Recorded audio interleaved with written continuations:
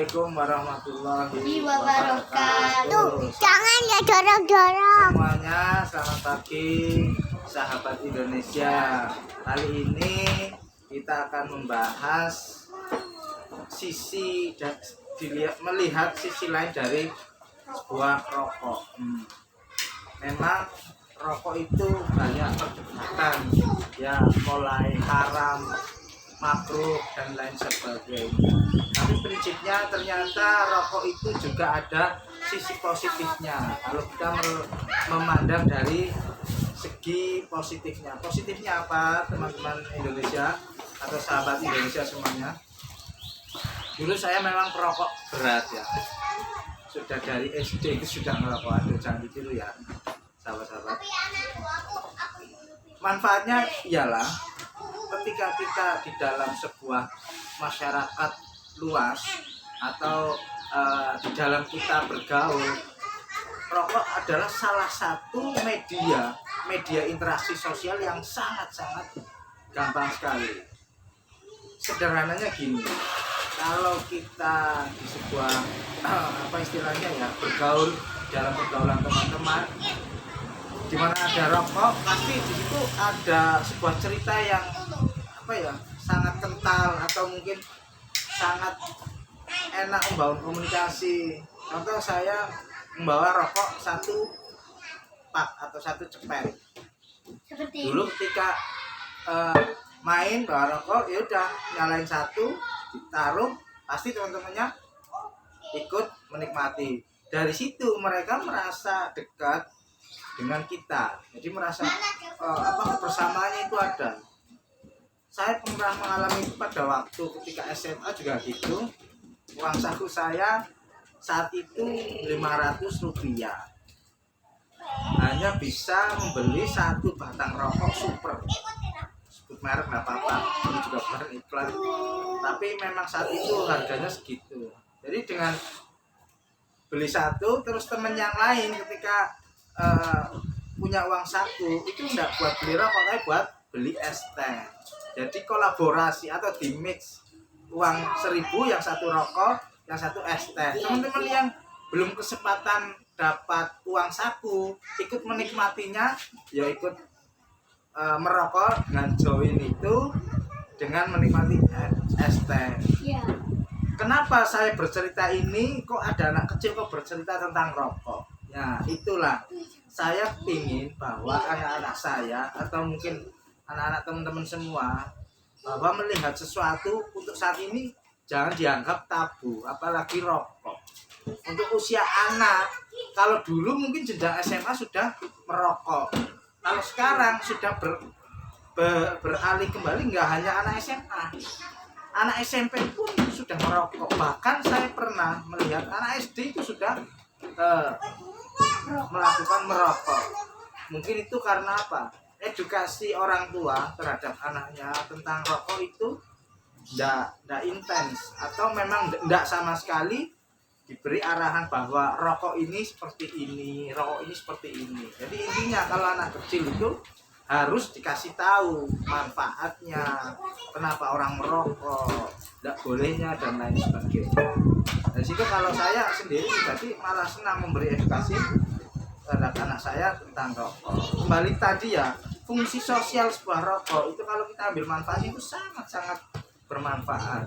Contoh, kita lagi pergi kemana sendirian, kita mau nanya sesuatu ke orang lain, canggung mengawal dari mana. Ternyata saya ini pribadi saya ya, ketika saya ketemu orang mau nanya sesuatu, saya tawarkan rokok dulu.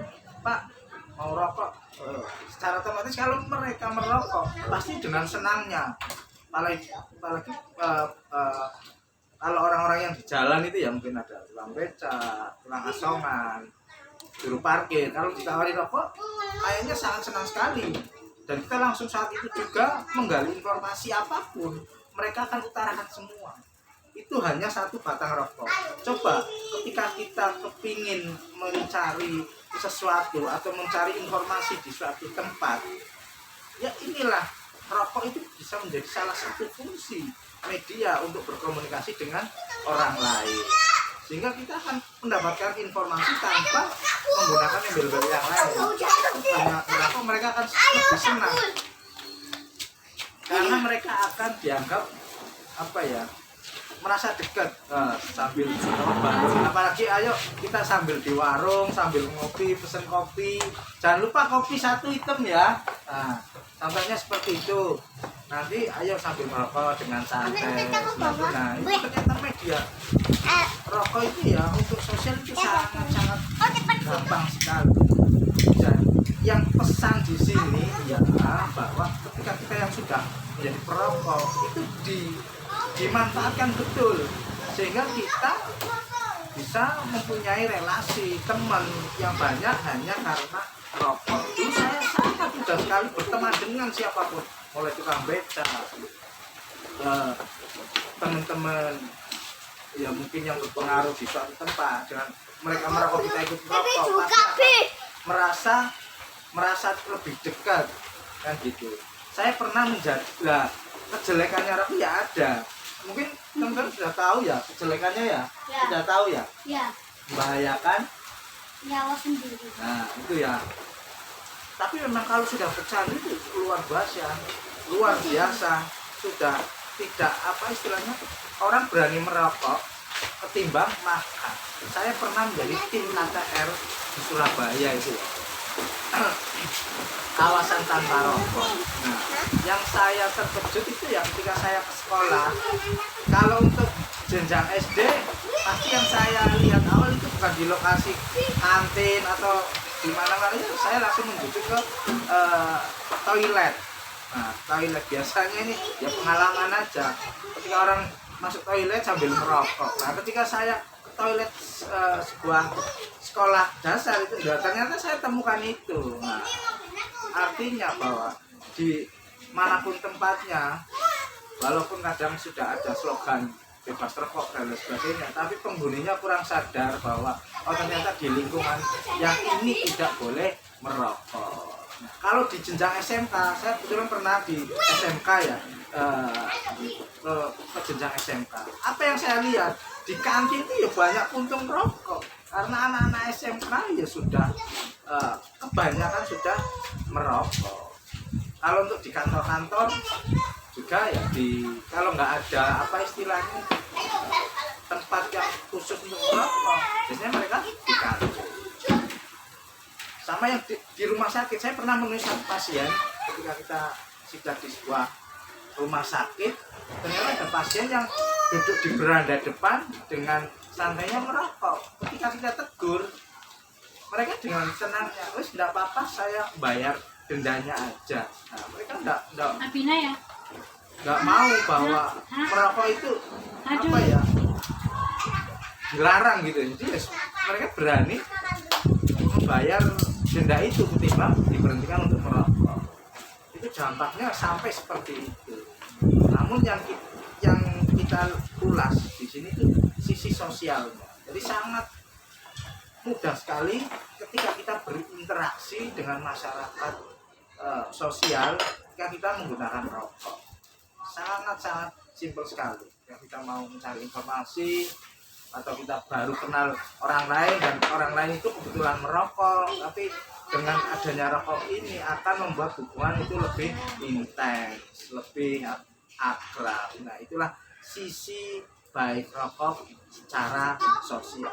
Nah, mudah-mudahan sahabat-sahabat semuanya bisa memanfaatkan momen-momen seperti ini ketika rokok itu dianggap kita tabu. Jadi tetap kita menyampaikan ke anak-anak kita bahwa sampaikan apa sih rokok itu, bahayanya, manfaatnya, sehingga mereka bisa mengedukasi dan tahu bahwa oh iya ternyata rokok untuk saat ini usia saya kecil tidak boleh. Nanti mungkin kalau sudah kerja ya boleh merasakan oh iya rokok ternyata seperti ini, tapi ternyata rokok ada tidak baiknya. Yang paling penting adalah anak-anak atau orang-orang yang merokok itu daya imunnya itu berbeda-beda. Jadi ada yang merasa tidak rokok tidak enak, ada yang sekali rokok ternyata bagus. Nah, jadi tetap kita harus memberikan edukasi terhadap anak-anak bahwa bahayanya sebuah rokok itu. Ya. Itu ya Mas. Iya. Bisa apa yang bisa disampaikan Arafat tentang rokok yang Arafat tahu? Ayo, apa? Rokok berbahaya. Berbahaya. Anak kecil boleh merokok enggak? Nggak boleh. Enggak boleh ya. Arafat pengen merokok enggak? Enggak pengen ya. Mungkin nanti kalau udah dewasa pengen ya. Ya. Untuk saat ini belum boleh ya. Ya. Karena belum bisa menghasilkan uang sendiri dan ternyata rokok itu berbahaya. Itu ya. Oke, cukup Arafat. Ya. Ya. Oke ya, sahabat-sahabat Indonesia, sahabat semuanya. Mudah-mudahan Video sedikit ini ya bermanfaat. informasi ini bermanfaat. Jika ada komen silakan bisa komen Di bawah ini. ya, kritik dan sarannya untuk membangun channel menjadi lebih baik. Dan jangan lupa subscribe dulu karena subscribe ini nanti akan memotivasi kita menjadi lebih baik. Share ke teman-teman ya. Oke, wassalamualaikum warahmatullahi wabarakatuh. Bye bye. Bye-bye.